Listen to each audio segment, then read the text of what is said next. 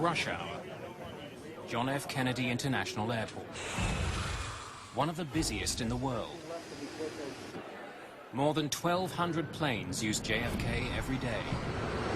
In the sky, they're stacked up for kilometers, waiting to land. On the ground, dozens more are waiting to take off. The constant stream of airliners can tax the abilities of even the most experienced controllers. The picture, as it's called, that they have to maintain in their head of everything they're controlling, where everybody is, their speed, their altitude, their separation, also includes constant back and forth talking to the pilots, and this is a matrix of information flow in and out of their brains. It's just amazing to watch. For the team of air traffic controllers in JFK's tower, it's just another day at work. It's a job that gets more demanding with each passing year. On a busy day in most centers and most departure and arrival controllers, you're saturated. You've got people talking as fast as they can.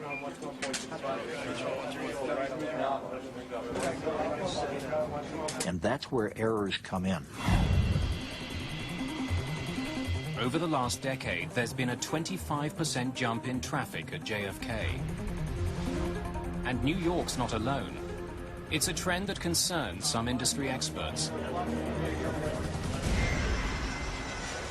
One of the things that I do as an aviation analyst is try to keep a good lock on what's happening, watch where the weak spots are in the system.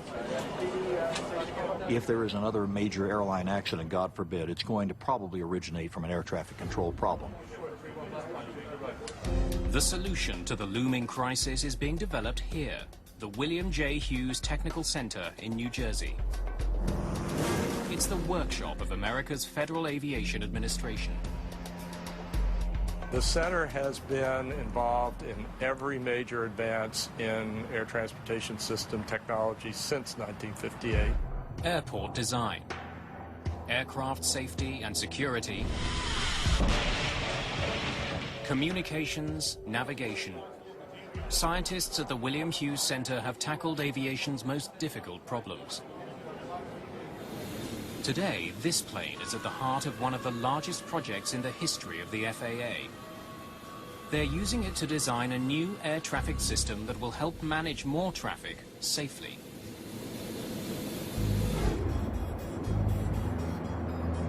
A 2- or 3-fold increase in the number of aircraft flying is certainly within the range of possibility in the next couple of decades. Together, test pilots and researchers need to figure out a safer way to get airplanes into and out of America's airports. What they've come up with is a system called NextGen. NextGen will supply pilots with the tools and information they need to make many decisions that are now made by controllers. At its heart is a sophisticated piece of equipment that will soon be added not to towers, but to planes. To see if it works, test pilots have to take it for a ride. Positive rate 0. Here it comes. Researchers have installed a revolutionary navigational computer in the back of this executive jet. We're currently flying over Delaware. It's called ADS-B. It stands for Automatic Dependent Surveillance Broadcast.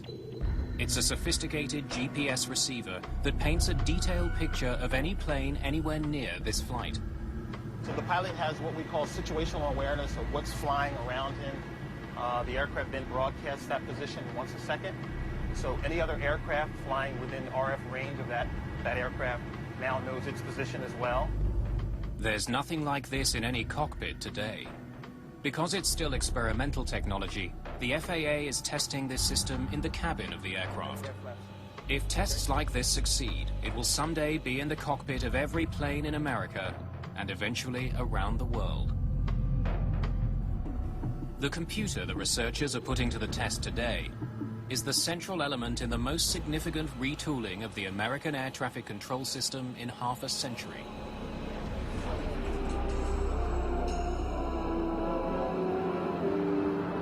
In the few years in which they have been operating, the airlines have discovered that their efforts to improve comforts and services have... After the Second World War, Americans were traveling by air in booming numbers.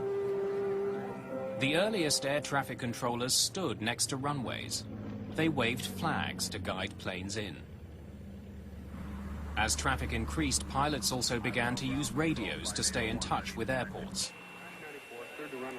The first air traffic control towers were built as more and more flights had to be handled. Airports had become very busy places, and air traffic was beginning to overwhelm controllers.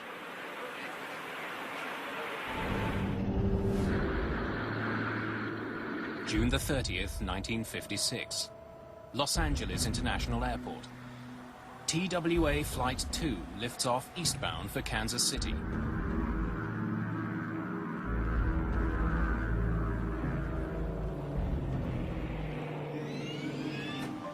The TWA flight is a Lockheed Super Constellation, one of the most advanced commercial airliners of its time. Just minutes behind TWA Flight 2, United Airlines Flight 718 takes off from the same airport on its way to Chicago. The system to track both of the planes is far from high-tech.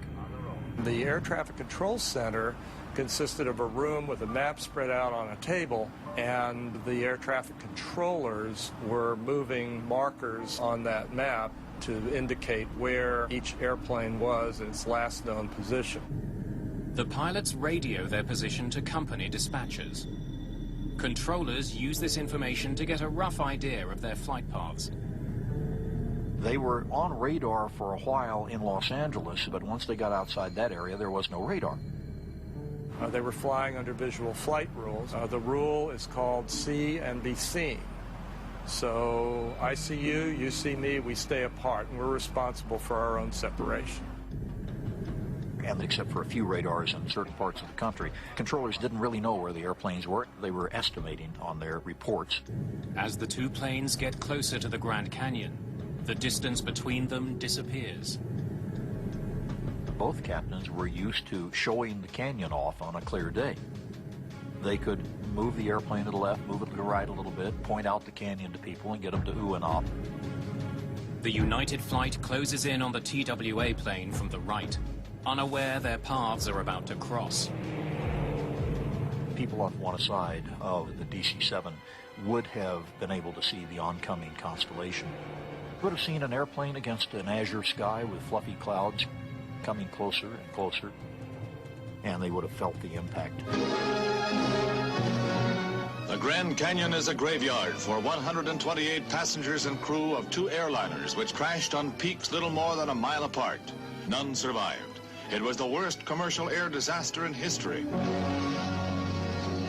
The Grand Canyon crash created huge banner headlines across the nation and a lot of pressure on the government to do something. We needed radar, we needed to buy it and get it deployed throughout the United States immediately. We had to change the system, and we had to do it fast. Following a lengthy investigation, the stark conclusion was that the crash happened because the two planes were outside of so-called controlled airspace. TWA and United collided over the Grand Canyon primarily because neither they nor the control system had the ability to know where both of those airplanes really were. Once the planes left the small area being monitored by controllers, no one was paying attention to where they were. The see and avoid principle is a fraud, and it always has been. The fact is, the faster you go, it's a big sky, you've only got 180 degrees of peripheral vision, and you can't see and avoid everything up there. In the wake of the Grand Canyon accident, American airspace was blanketed by radar. Planes were more stringently confined to air corridors, highways in the sky. The air traffic control system we have in the United States today was designed with the Grand Canyon accident in mind. That crash determined how far apart airplanes should be spaced and where radar dishes and air traffic control centers should be built. It also resulted in the formation of the Federal Aviation Administration, the FAA.